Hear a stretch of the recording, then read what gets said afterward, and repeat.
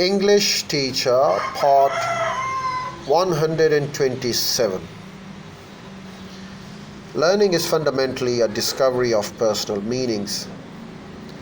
Learning is an emotional, affective experience.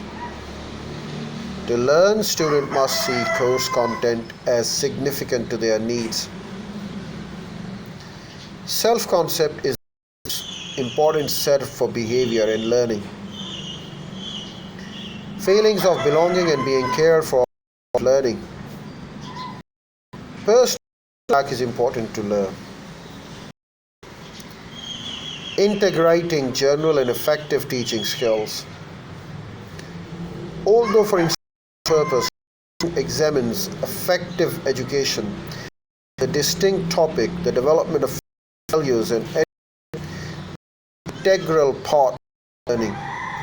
All teaching and learning cognitive effective for they relate to cognition and produce emotions.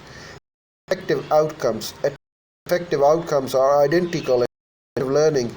At other times, the curriculum of require direct teaching of values or attitudes to promote effective growth. To promote your students' effective development, you will need to acquire and use of the teaching skills.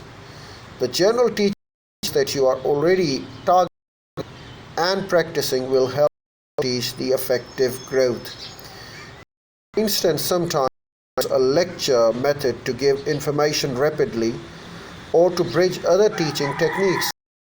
You should also make use of opportunities serve of methods that actively involve in using cooperative learning strategies such as games, stimuli, exercises, speech, practice, communication, personal and group skills. Target effective instruction. To promote students' effective development, you need to set and support professional targets. Help your students take responsibility. Students learn to be accountable for their behavior. Explain that rules are guides to the well-being of students and staff and not idle inventions of malicious adults. Inform your students of the consequences of their behavioral choices. They may work quietly and continue to provoke their neighbors and take consequences.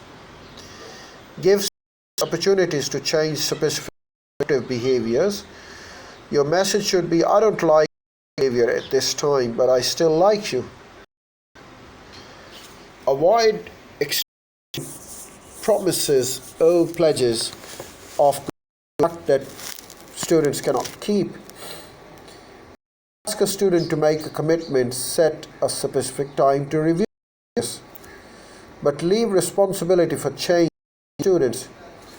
You might suggest areas for change and ways of adapting, but the onus of changing belongs with the students. Control students' behavior unobtrusively. If student misbehaves, try to control their behavior through proximity and nonverbal feedback.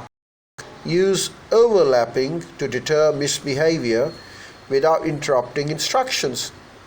Students may be devastated if you humiliate them in front of the peers. If you reprimand the student, do it privately or in a whisper to avoid causing a ripple effect in the classroom. Apply logical consequences of the undesired student behavior as needed to help students learn new behaviors. Experience may turn out to be the best teacher.